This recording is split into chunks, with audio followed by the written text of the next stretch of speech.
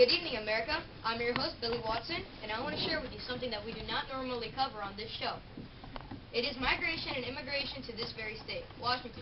Ladies and gentlemen, I introduce to you Auntie, Joe, and Adam. Today, we will be talking about important things that have influenced migration and immigration that have happened between the time periods of 1945 to our day present. Do you have anything to start off the conversation with, Auntie Man? Well, based on my experience, it was quite hard for immigrants because during this time there was laws of immigration that made it so where people that were not U.S. citizens were not allowed to be in the U.S.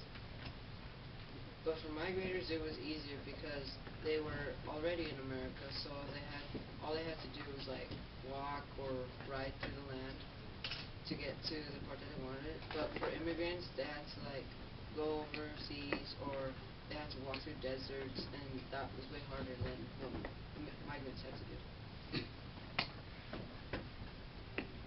I fully agree with you, Auntie Man.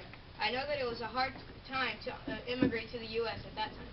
In addition, I understood that it was also hard to stay in the U.S. Is that correct? Yes. Oh, because of the fact that immigrants were not allowed to be in the U.S. if they were not U.S. citizens. And knowing that you are an immigrant coming from a different country, it was most likely that you were not a citizen of the U.S.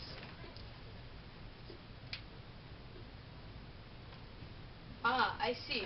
Well, thanks for sharing that information with us. And how about you, Mr. Boston? Do you have anything to say?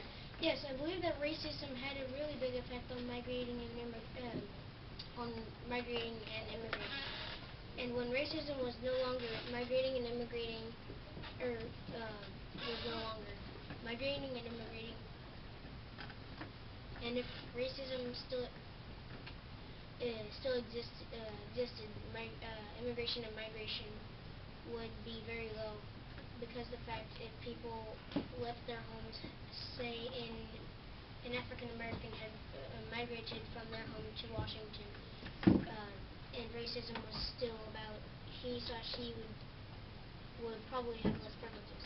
Yes, Joe, but seeing that Washington State is very supportive on all laws that roll into Congress actually helps with this problem. We actually supported the freedom of non-slavery terms.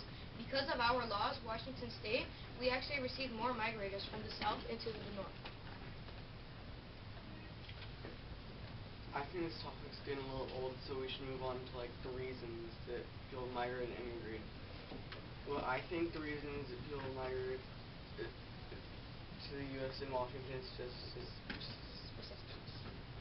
specifically is because of land, because other countries do not have a lot of land for people, and there are some people, so it was really hard for them to become farmers in other countries. I agree. Do you have anything to say, Auntie Man? You know, to support Adam with? Well, I agree with Mr. Lopez. I agree to what Mr. Lopez said because Washington was offering lots of land, and people were looking for land to live on and to, if they were farmers, to place their crops. Thanks, Auntie Man. Joe, do you have anything to say about that? Yeah, let's change the subject to what were the major dates. One major day is the Seattle Fair happened, and 10 million people came. And these people were not just from the U.S. They were people from around the world. Another is that color TV came out to the U.S. Yes, I agree. When color television came out, there were lots of people. There was lots of people wanting to get one, and they came to America to get one. Another is that World War II ended. World War II was a reason people moved here because the U.S. is really strong. Yes, that too. World War II ended and there were many people that died, but they came to the U.S. to be safer. The first Starbucks opened in 1971, and also the floating bridge in Seattle opened. Lastly, Microsoft was founded by the richest man in the world, also known as Bill Gates. Thanks for watching this show. Good night, everyone. See you next time.